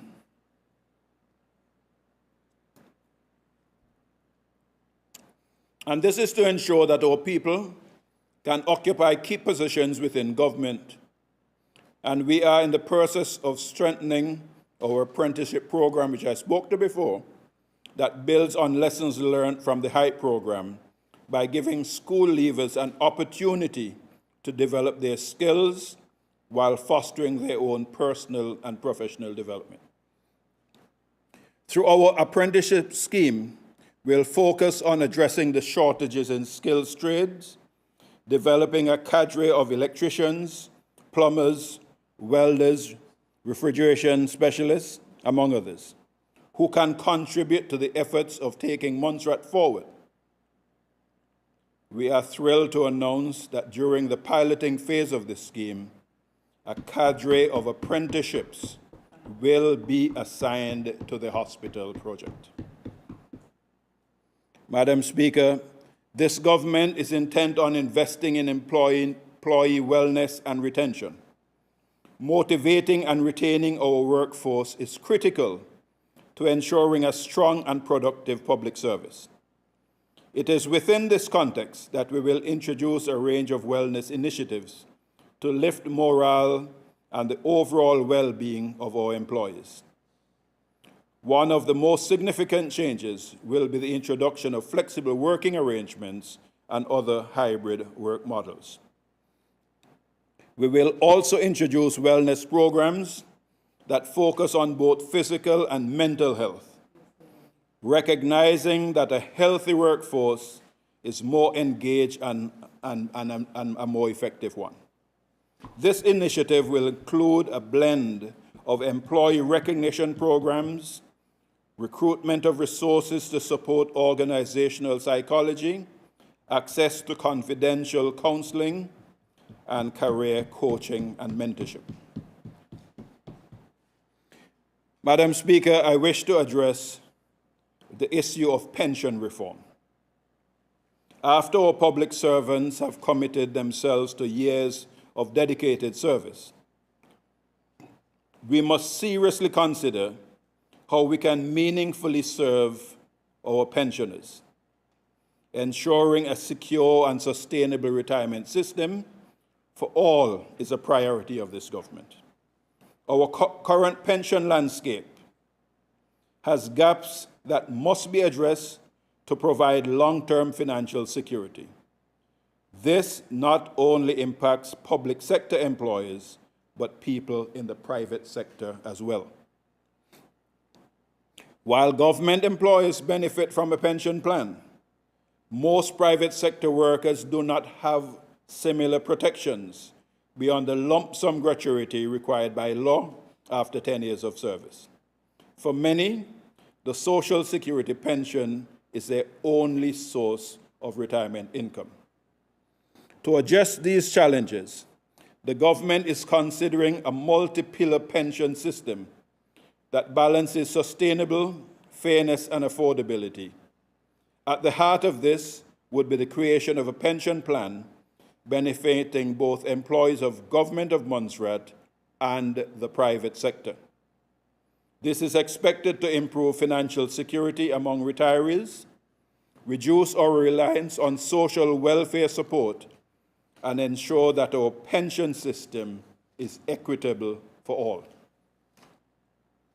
In the coming months, the government will engage with stakeholders to refine the details of the proposed system. The recurrent allocation for the office of the Deputy Governor, who will be in charge of taking these forward, is $44.7 million. Madam Speaker, with sustainable access in place, a responsible and vibrant tourism economy can flourish. The opportunity landscape for Montserrat tourism is significant, with potential growth of this sector a clear priority for the island's GDP. Over the last year, Montserrat has continued to garner the attention of international travel media and social media alike, including being named as one of New York Times' 52 places to go in 2025. That's a major achievement. Montserrat is well positioned to capitalize upon evolving global tourism trends in wellness tourism, experiential holidays, astrotourism, and sports tourism, among others. This year, Montserrat participated in the Antigua Yacht Show, a premier event on the maritime calendar, to foster connections with the yachting industry while highlighting Montserrat potential for charter experience and charter yachting experience in the Caribbean. Madam Speaker, this government will work with the Montserrat Tourism Authority to redouble its efforts to boost arrivals, return visitors, and tourist spending under a new comprehensive tourism strategy for 2025 to 2027. This will include new digital marketing initiatives to target key markets and demographics, broadening social media presence through influencer content, and bolstering relationship with the travel trade. And Honourable Osborne, over the St. Patrick's weekend, had a major blogger here, and the hits have been phenomenal. Brother Osborne, thanks. In addition to the administrative and marketing initiatives, focused areas of product development will surround the delivery of training in sites and attractions management. We will be reviewing proposals to reopen St. George's Hill and Plymouth as major tourism sites with improved signage, facilitating additional improvements to beaches and other attractions and cleanup campaigns. Madam Speaker, as part of our continued efforts to improve Montserrat tourism, our unique culture should be celebrated, preserved, and monetized. This is not only for current and future generations, but because festival tourism is a magnet for the visitor economy. We look forward to achieving continued success in this area with the notable return of anchor events during Christmas. Madam Speaker, in the year ahead, the Montserrat Arts Council will continue to invest in hallmark events, which would include a new international music festival and the return of the African music event.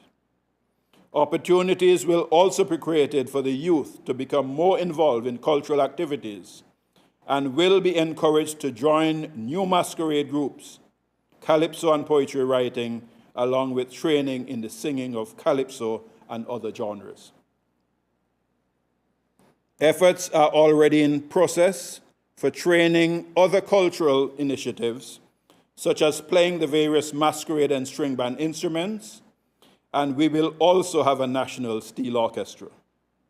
And these are to showcase the wide range of talent on island. The Montserrat Arts Council will seek to foster the enhancement of regional collaborations and increase participation in regional cultural events, such as OECS-JC's Leeward Islands Calypso Competition, Carifesta, and the World Council of Domino Federation. Madam Speaker, this government will be revamping our cultural activities in all communities and schools, with the introduction of masquerade troupes in each school, calypso writing and performance, and the arts as integral for all youth. We are also encouraging the creation of community groups in each community across Montserrat with whom the government can work. The One Montserrat Project, Madam Speaker. The Montserrat Cultural Centre has been acquired by government, and as a consequence, we'll be making a substantial investment to rehabilitate and upgrade the building, making it more fit for purpose. The building will be doubling up as our House of Parliament and our House of Culture. We will be encouraging better utilization where our arts are showcased on a regular basis. As previously highlighted, We will seek to reduce the duty element on freight, and this should have some impact on the prices of all imported items. And I'd just like to give one example. Assuming LPG prices at $225 per 100-pound cylinder, with the freight component reduced by a potential 50%, the price will fall to as low as $175. That's a $50 saving per 100-pound cylinder. And you will see the impact on a broad range of other goods and services. You bring in a motor car, same thing will happen. You bring in a TV, same thing will happen in terms of reduction on freight. Major capital investments and project delivery. Alongside our recurrent revenue, this budget allocates $135.9 million for capital investment. This is also bolstered by existing FCDO capital investment, including major SIPREG program and UK SIF funding, CDB BNTF programs, Legacy EU, EDF project funding, RESMBID grant funding, and Darwin funding, to name but a few. And I know my honourable colleague on the opposition will ask whether or not we have increased funding from SIPREG, and I'll let you know from now that we have an increase of £30 million through a letter which I received last week. Capital project implementation will continue in the following areas: enabling the main construction works for the new National Hospital, completion of the Little Bay Port development, housing development and maintenance, priority sewage infrastructure improvements, and the consultants are currently on island doing the design works. I met them over lunch today. MSS remediation project completion, A1 road rehabilitation, prison facility upgrade, cultural center redevelopment program. Furthermore, to enhance food sovereignty and security initiatives, funding is being secured and has been secured from the Eastern Caribbean Central Bank to the tune of $2.1 million. Alongside these externally funded initiatives, I'm delighted to announce that this government, through the 2025-26 budget, will transfer existing funding totaling $5 million that has sat untouched within the government coffers for the last few years. This transfer will better align with the current needs of ministries and departments while addressing neglected sectors and strengthen our overall economic environment. And this is how we're going to spend that $5 million. $1.08 million will be invested in micro-enterprise development scheme to support small businesses and entrepreneurs that are the lifeblood of our economy. This will be accessed through low-interest loans. $500,000 will be invested to upgrade the police station facilities at Cudgerhead. Just under $500,000 will be invested to upgrade the multipurpose sports center in Little Bay. Just under $1 million will be invested in additional housing construction and rehabilitation. That's over and above SIPREG housing and government housing. $500,000 approximately in educational facility upgrade and enhancement. Just under $500,000 to be invested in health facility upgrades and enhancement. Just under $500,000 to be invested in upgrade of Montserrat racetrack facilities. That's the motorsports. $250,000 to be invested in community development projects. And just under $250,000 will be invested in cultural development projects. And these cultural development projects are the masquerades and string bands and so forth that we're talking about. A program is being introduced whereby persons who have been resident in Montserrat for a period in excess of 3 years will no longer require immigration extension. However, persons who are here on contract will not have the time they're here on contract to be considered for the time spent for consideration for permanent residency.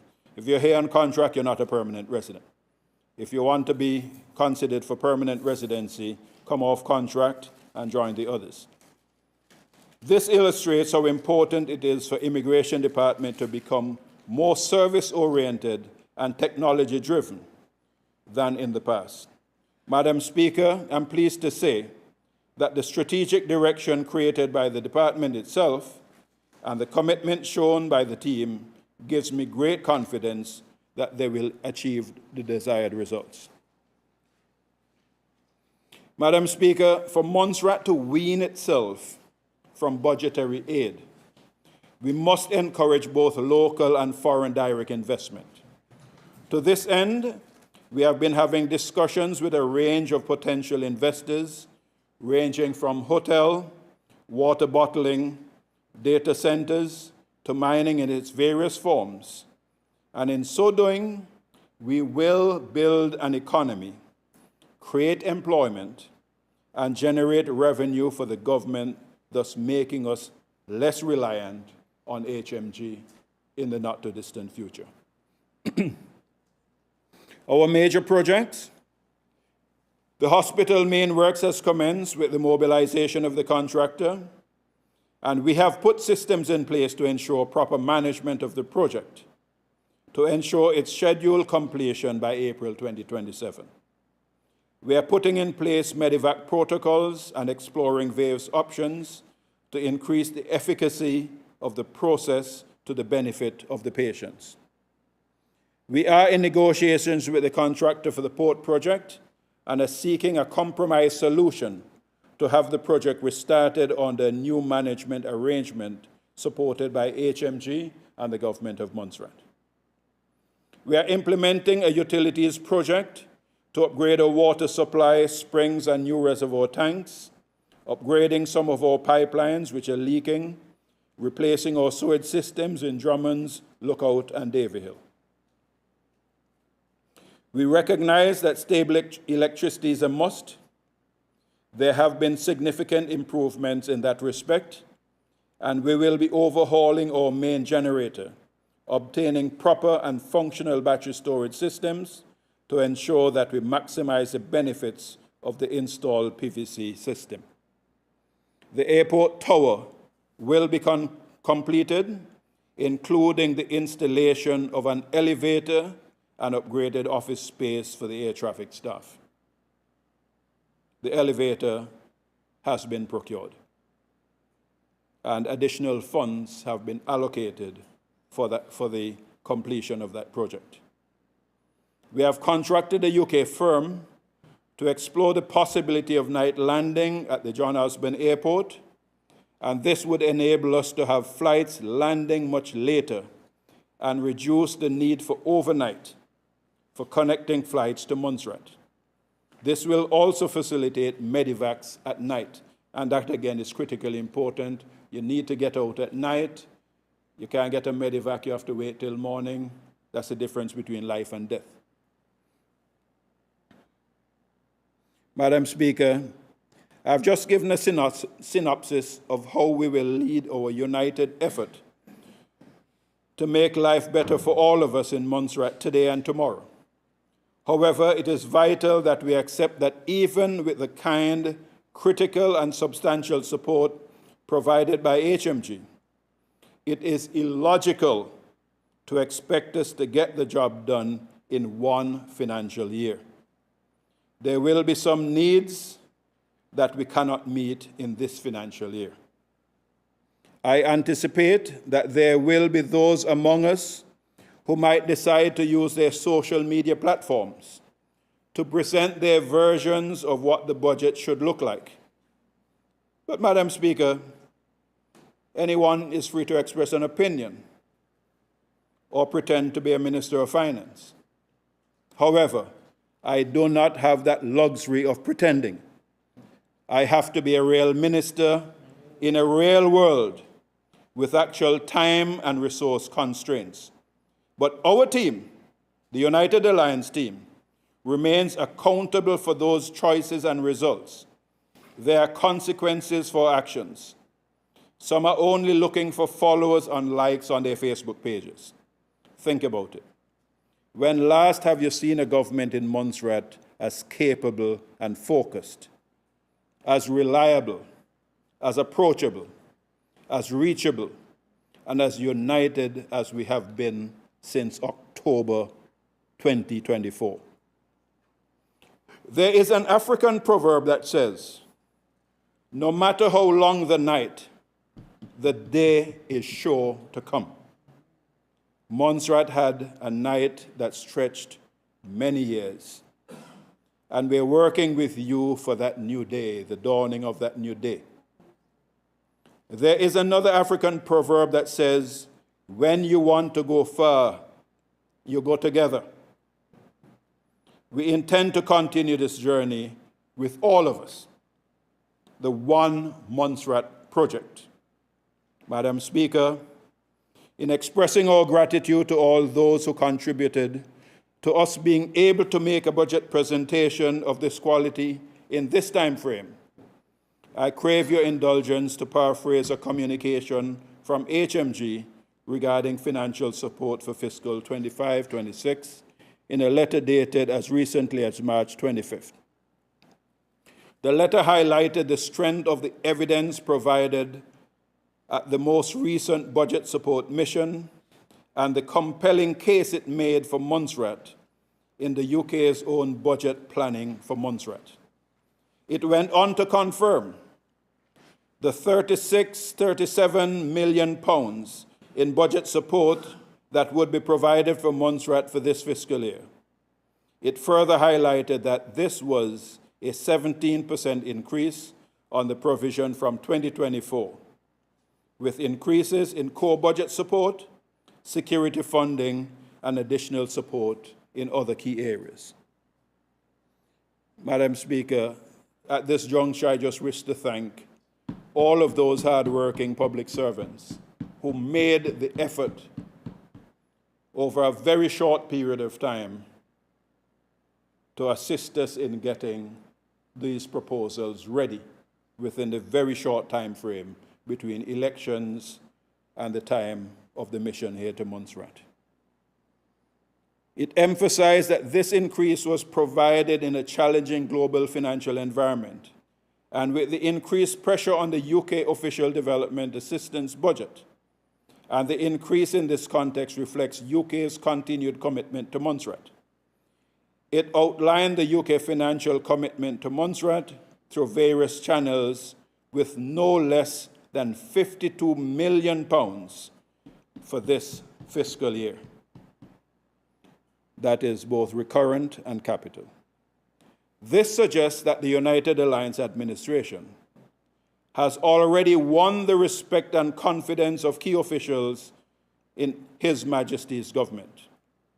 My brothers and sisters, if they can respect us and support us by increasing the level of financial support allocated to Montserrat, it is fair of me to ask our people to pull together and let us work on behalf of Montserrat without cynical, sinister, narcissistic, and hidden agendas. We are one Montserrat, and we must be working together. People of Montserrat, residents, our diaspora family, benefactors and well-wishers, yet another African proverb reminds us that we must prepare now for the solutions of tomorrow. And this budget shows that we are preparing. However, it goes further. The Chinese also have a saying, a journey of 1,000 miles starts with the first step. This budget also shows that we are preparing and performing today so that we can transform Montserrat tomorrow. In this regard, Madam Speaker, I crave your further indulgence. I invite us all to imagine what a transformed Montserrat will look like when we get there. There will be a new port, a new hospital, dependable tertiary health care, reliable electricity, reliable and affordable electricity, growing use of renewables as a source of energy, expanded number of government-supported and facilitating housing projects, greater private sector investment through entrepreneurship in new areas, more young people having opportunities to earn a living while remaining in Montserrat, a fit-for-purpose airport, greater production and consumption of locally wholesome produced food grown in Montserrat, a healthier and more physically fit population. Don't look at here, Madam Speaker. Well-surfaced major roads and also our secondary roads, refurbished office accommodation for the public sector, more than 100 more hotel rooms, first-class standard sporting facilities, a technology-driven public service that serves the public with efficiency and empathy, no work permits or immigration time limits after 3 years in Montserrat for Caribbean nationals, equal health care treatment for all Caribbean residents who have lived here over 3 years, and all children given equal treatment irrespective of their place of birth. Madam Speaker, the overall recurrent revenue for 2024-25 was budgeted at $155.8 million, with an outturn recurrent revenue at the end of the year standing at an estimated $165.6 million. This represents an increase of $6.5 million over government's collection on the previous year. Budget support from HMG remains the highest contributor to our revenues, with a provision of $100.17 million in 2024-25. Local revenue collection for 2024-25 stood at $61.39 million against a budget of $55.67, the majority of which came from increased collection in personal income tax, where $23.24 million was collected against a budget of $19.7 million. Approved expenditure for 2024-25 was $167.4 million, with actual expenditure standing at an estimated $163 million. In 2025-26 fiscal, Madam Speaker, I will now present the estimates of recurrent expenditure for fiscal year. As I would have previously highlighted, we have a total expenditure including debt servicing at $175.9 million. Budgetary allocation by economic classifications as follows: compensation of employees, $82.9 million or 47% of the budget. Goods and services, $62.6 million or 35.6% of the budget. Interest payment, $0.2 million or 0.1% of the budget. Subsidies, $17.5 million or 10% of the budget. Grants, $5.36 million or 3.1 million or 3.1%. Social benefits, $3.3 million or 1.9%. Other expenses, $4.1 million or 2.3%. Madam Speaker, the revenue estimate for 2025-26 stands at $175.9 million. This represents a 13% increase over the 2024 approved estimates of $155.9 million. The projected increase is based on a combination of improvements in revenue collection and an increase in the overall aid package. The estimated revenue from local sources is $55.6 million compared to $55.8 million in 2024-25. Total local revenue will be generated from two main areas: tax revenue and non-tax revenue. Budget support from FCDO will contribute £37 million or $120.2 million or 68% of the recurrent budget. Details of this was previously outlined, Madam Speaker. the aid was converted using a rate of 3.25 to the pound. Coincidentally, Madam Speaker, if my Uncle Donald continues at the rate he's going, the US dollar will fall, the pound will rise against the US dollar, and therefore our budget sums will naturally increase. Capital expenditure is estimated to be 135.9 million. The classification as follows: economic infrastructure development of 66.5 million, or 49%. Social infrastructure and development of 60.8 million, or 44.8%. Public administration 1.9 million, or 1.4%. Agriculture 2.8 million, or 2.04%. Statistical research, miscellaneous projects and other programs 3.8 million, or 2.8% of the allocation. The funding support for this budget is derived from 5 major sources, with the FCDO, Caribbean Development Bank, the European Union as the 3 top supporters. This is broken down as follows: the UK government, FCDO, with 89.5 million, or 65% of the budget. CDB, 25.9 million, or 19.1% of the budget. EU, 16.9 million, or 12.4%.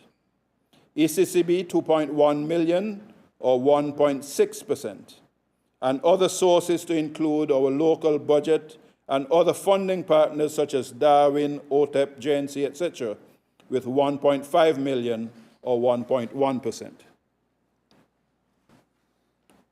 Madam Speaker, I reiterate, a total budget estimate of 311.8 million is presented before this Honourable House for 2025-26 for consideration and further approval. The recurrent budget reflects a number of policies and programs aimed at moving government towards fiscal sustainability. The recurrent budget is used to facilitate salaries, wages, and operational expenses of the ministries and departments across government.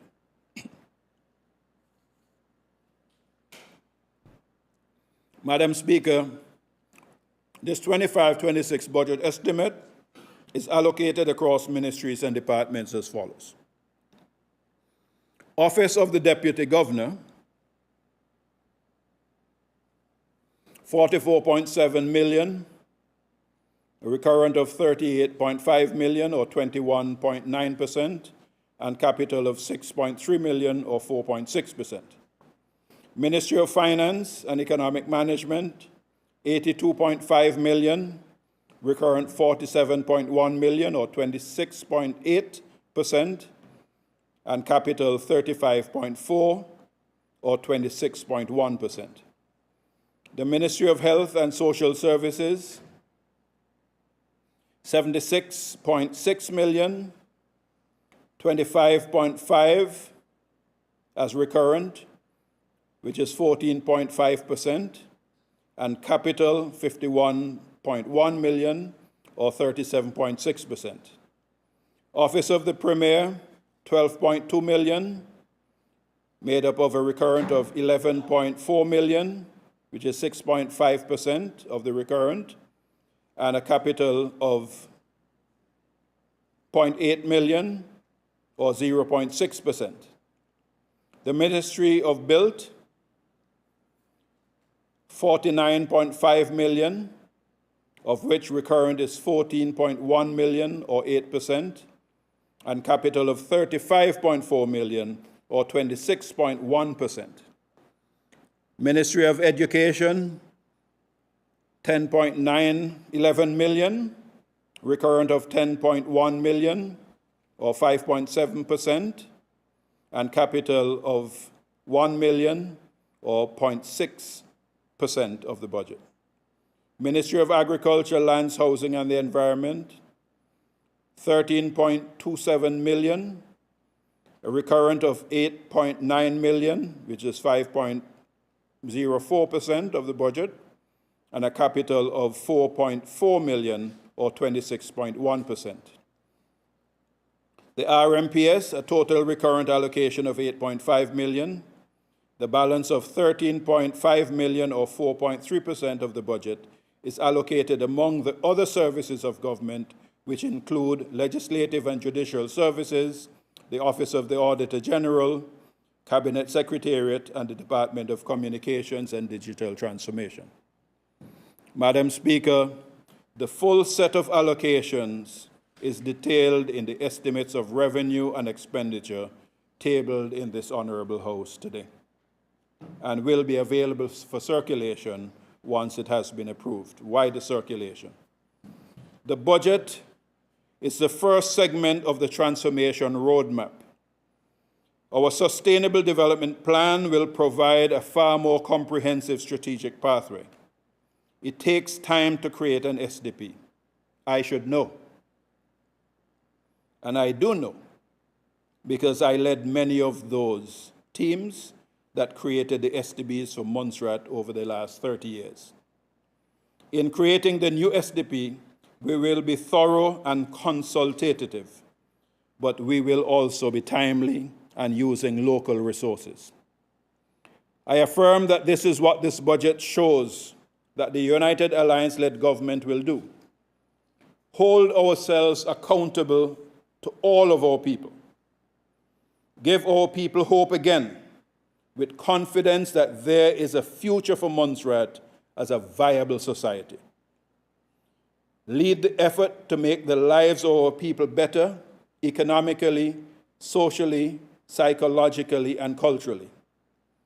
Begin again to create the competencies needed for sustainable development of our society among our people by investing in our people of all ages. Ensure that overseas experts have understudies and counterparts as far as is practicable. Make and keep political office an office of service to the people, where we make ourselves available to the people of this country. Consult, converse, and engage people from all walks of life, and act on good ideas irrespective of where they originate. Demonstrate that Montserrat's constitutional status does not equate to us being a people with a mendicant mentality. Madam Speaker, although we are willing to go that extra mile, nothing would be worth doing without our people of Montserrat and the hard work they put in daily, just to see our island thrive, and for this I say thank you.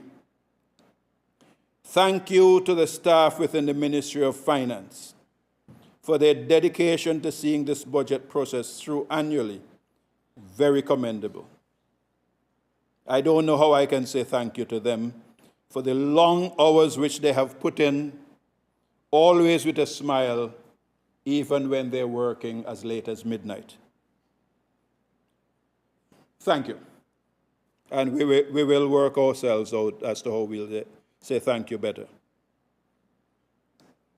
Every system has a core, and that is just what the Office of the Deputy Governor is to the public service. Our thanks to the Deputy Governor, to her and her team for ensuring that we have the required human capacity to deliver. To the devoted staff within the Office of the Premier, I extend a heartfelt thank you. For without you, I would not be in a position to stand before this Legislative Assembly today, as you are the driving force behind most of my actions.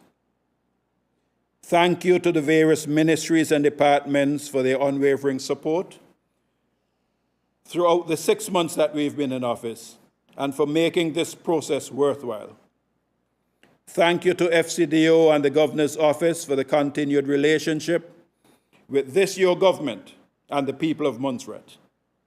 To my colleagues who sit here with me in this Honourable House, both on this side and on that side, and the rest of the United Alliance team, thank you for your perseverance as we work together to provide a sustainable future for this island. This was a remarkable 6 months, and as we move into an even greater year as your premier and leader of your government, I will walk with faith knowing that we have a strong team of supporters, locally, regionally, and globally. In closing, Madam Speaker, let me say that I hope in 2025-26 budget, we will mark a new path for Montserrat, an era in which the skills and competencies of politicians of all persuasions work for the best interests of Montserrat and leave it to the people at election time to decide which grouping should keep or take the reins of government.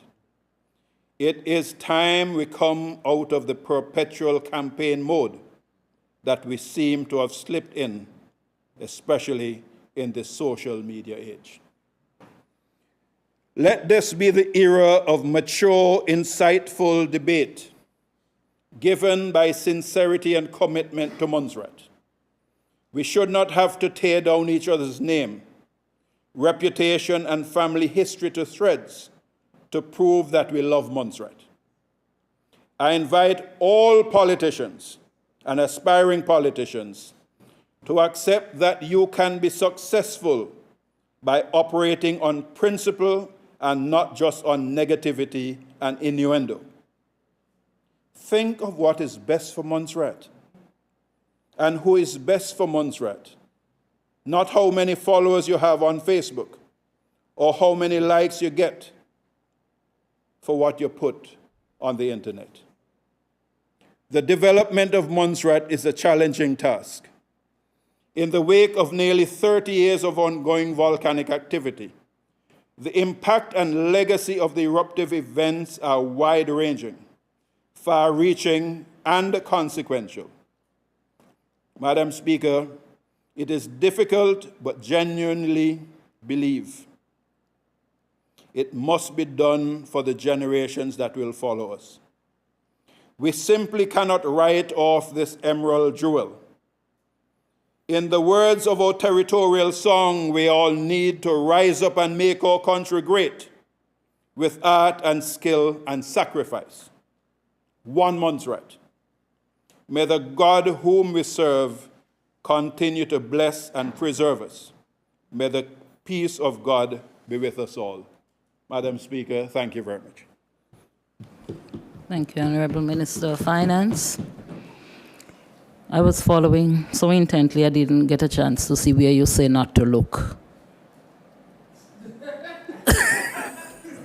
that doesn't require a response. Do we have a seconder for the motion for the second reading?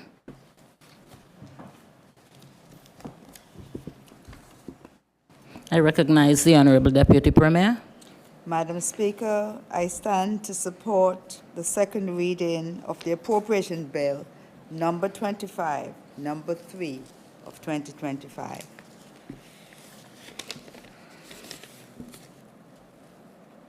Members, it has been moved.